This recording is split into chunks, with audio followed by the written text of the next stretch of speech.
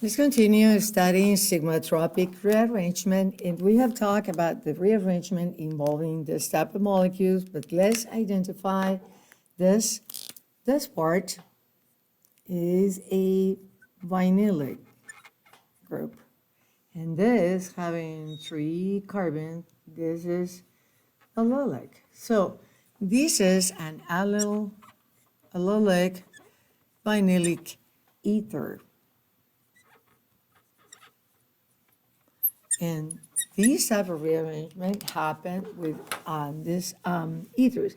But remember that as any pericyclic reaction, these happen through a cyclic transition state. So if you're given a molecule such as this in the extended form, what we need to do first is redraw it in such a way that we have a cyclic transition state. So now I'm going to do that. And that is my vinylic portion. And here I need to do 1 more carbon. See that here, 1, 2 carbons. So 1 immediately attached to one of the vinylic carbon. And this is your allyl group.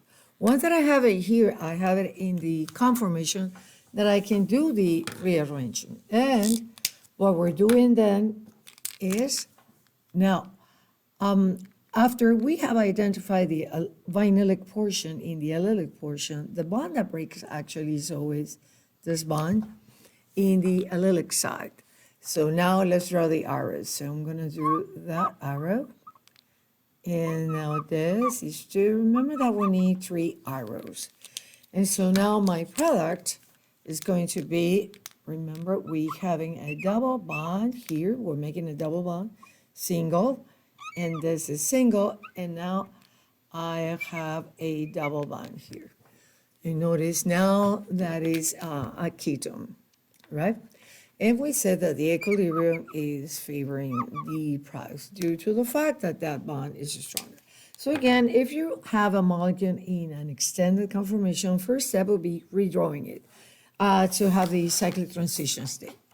And we also talk about how do we, the nomenclature of that. Remember that at the bond that breaks, you're going to assign carbon number 1, atom number 1, 1, 2, 3. And then on the other side of the bond that breaks, you say 1, 2, and 3.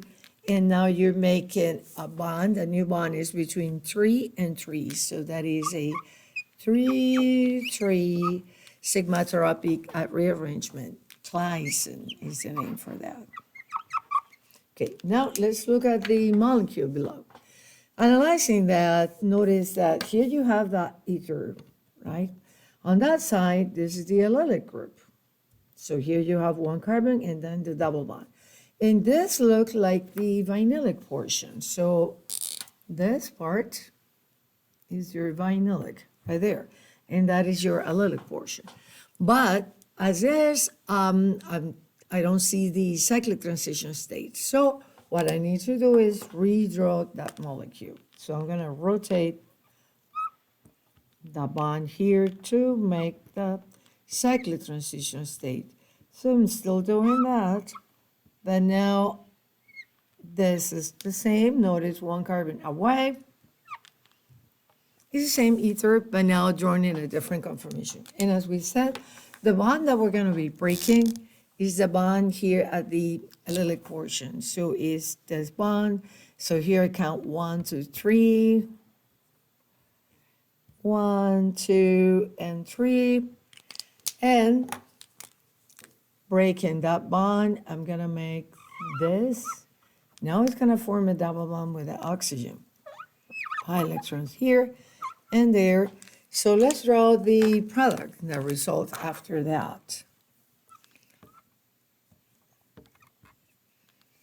Here I have a double bond oxygen, this bond we didn't touch. And then we have here new sigma bond. And that's so sigma, sigma, and that. So they similar to the structure that we see here on the right. Now this compound is still, remember that on each of the carbons here at the phenyl ring, we have a hydrogen. So there is a hydrogen here. So this compound tautomerizes, and the tautomer is the following. So that's the keto form. And that enol would be, you will have an OH here. And now this. So notice this is a phenyl. And that compound is aromatic, so the equilibrium is pretty much shifted to products. So that rearrangement always happens. This time is the an allylic, but this side is a phenyl ring. No, a phenyl ring. Another way of viewing the tautomerization step, remember that, for example, if we were under basic conditions, tautomerization can be acid or base catalyzed, but say that I have a base doing that, and I will have then electrons coming here and there, and you need a protonation step. So you can have, say that you have water also, and you will have these picking up those electrons. So you will have the tautomer. Another way of looking at that is seeing this as another rearrangement. Can be described, the tautomerization step, as a rearrangement. And I'm going to draw these again on the other side so we can see that. So again, the first product after the rearrangement, we had a double bond here, and here, let's draw my H, that.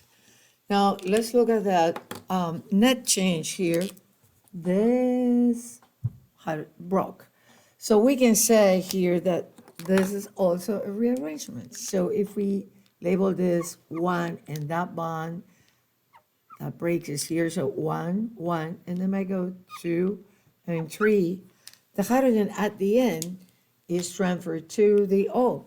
So this, in going from this to the tautomer, now this H is now here, so there is a 1, 3, or 3, 1, sigmatropic rearrangement.